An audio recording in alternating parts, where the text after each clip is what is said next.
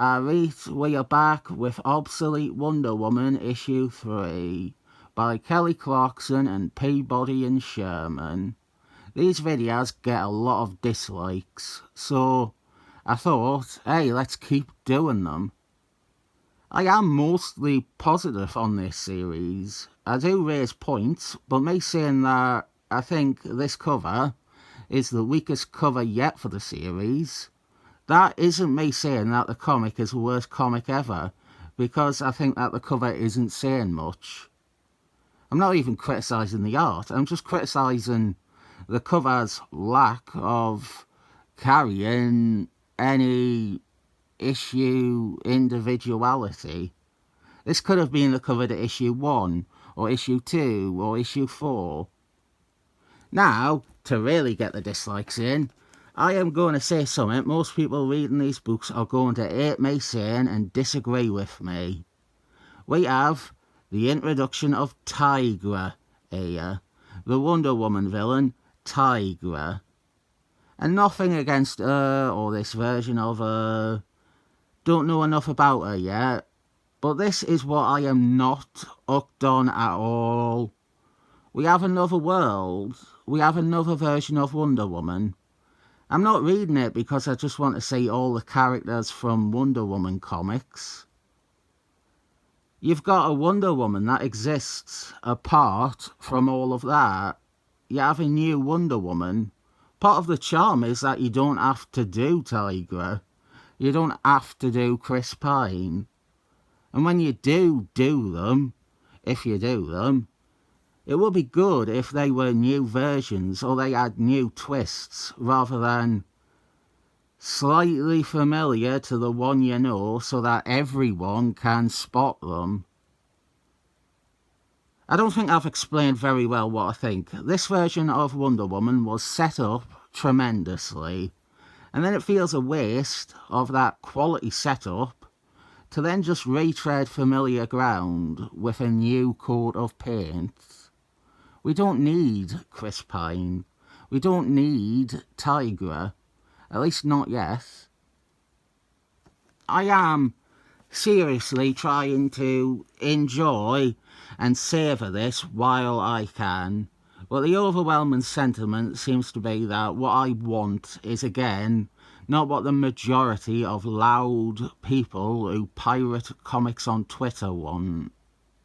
We get some explanation for our mega villain, the Tetracide. And that actually would be a good thing to point out. The Tetracide is original. It is exclusive to this version of Wonder Woman. That to me is great. That is what I want. We have something new and original to go with this new and original version of Wonder Woman. Original is maybe pushing the definition of original a bit. The Tetracide is kinda Lovecraftian Galactus man. It is this unfathomable evil monster that devours all in its way. It also has an effect on the population. They say death of fear, death of mind, death of body, and death of soul. For what it is, it's been handled alright. We're seeing Wonder Woman fight it, or try to fight it here. If I had a criticism, and you know I'll have found something to complain about, well, this is good for it, this does it well. But there is too much of this in current comics. It is a serious epidemic affecting the big two. 9 years ago, an overrated writer had an overrated run on Hulk where he made it all about Eldritch horror. And every other comic nowadays is trying to capitalise on that and recapture that.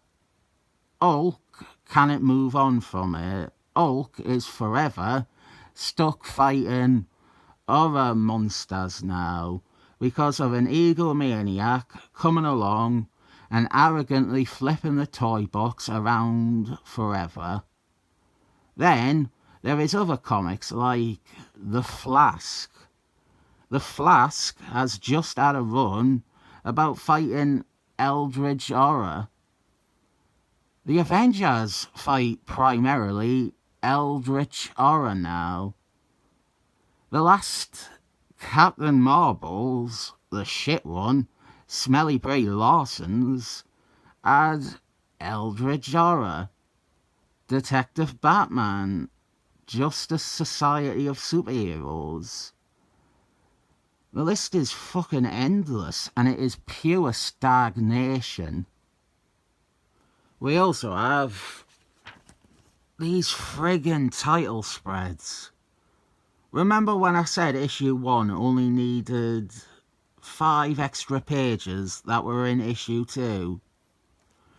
We are back in time now, back to Wonder Woman in L, and we continue on with Chris Pine from last issue.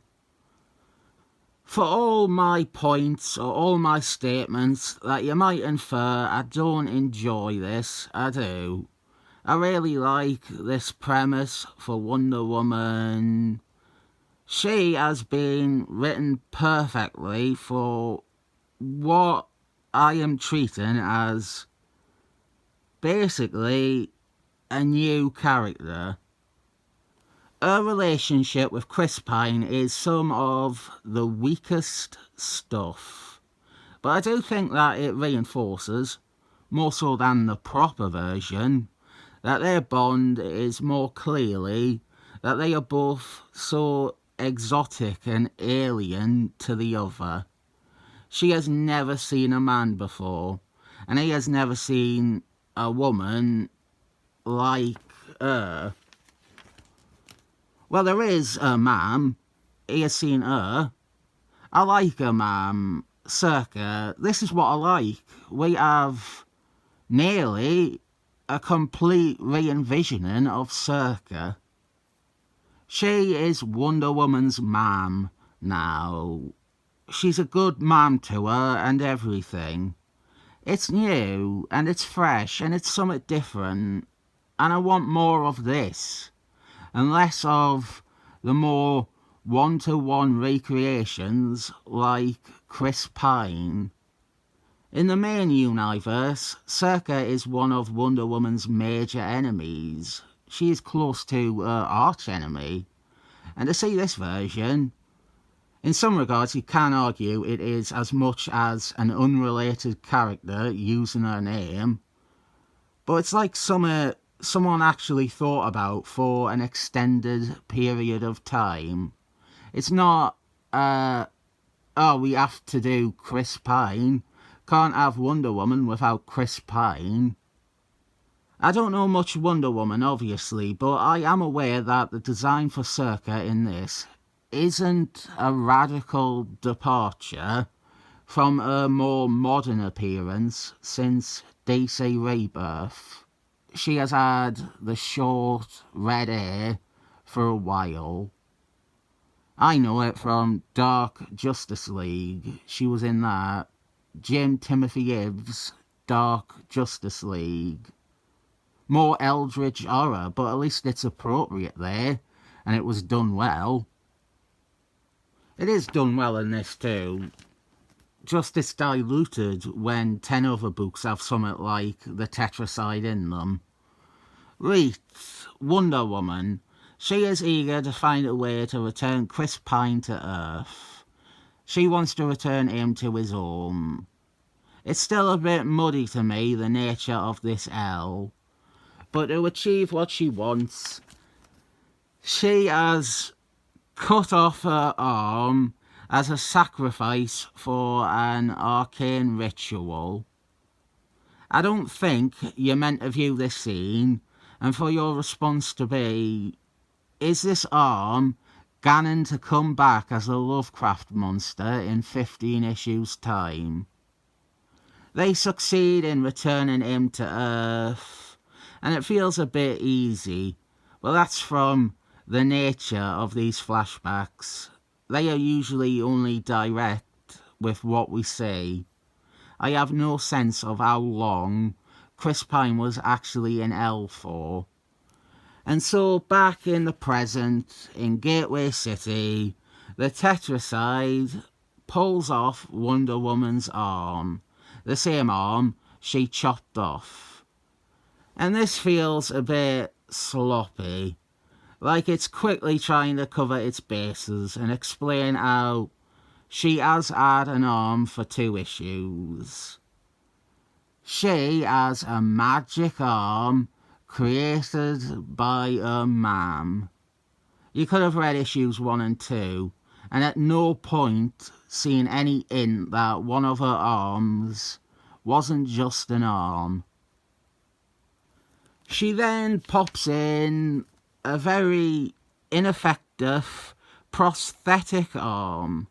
I cannot wait to see her try and lift her big sword with an arm that looks like it could snap at the slightest move from Rustin. Tigra, and it is maybe kind of interesting that for whatever reason Tigra is more like Dawn from The Office. In terms of the character we have here, it is a role I would expect for her rather than Tigra. I'll have to show a cutaway there so it's clear who I mean. And she actually knows who Wonder Woman is somehow, because she has studied fairyland and ancient history. But there is some massive luck that she was able to clock Wonder Woman's point of origin. She must have gone up to loads of big women in the past and completely misfired with a "you're from fairyland, right?" line. Good sense of dread and hopelessness in the Tetracide. Wonder Woman doesn't think that she can possibly win, so she tries to rally humanity to not give in to the same dread and hopelessness. She wants them to believe in themselves. And I know someone who would definitely call this gay and woke and trans, probably. But he also has outright said that he won't read any Wonder Woman comics because it's lesbian. We are ready for a big showdown next issue, Wonder Woman versus the Tetracide. Again, not bad. I didn't even mention the obsolete evil one-shot, which came out and very nearly killed my interest in continuing to read this. I have no interest in this universe interconnecting because half of it is being handled by writers I properly hate. She is teaming up with Batman soon. I'm not too bothered about that. Batman's okay. It's not great. I don't think so. But I don't mind Batman coexisting. But if any of that obsolete evil rubbish or obsolete Superman starts seeping into obsolete Wonder Woman, I'm tapping out. Enjoy it while you can. 7 thumbs up.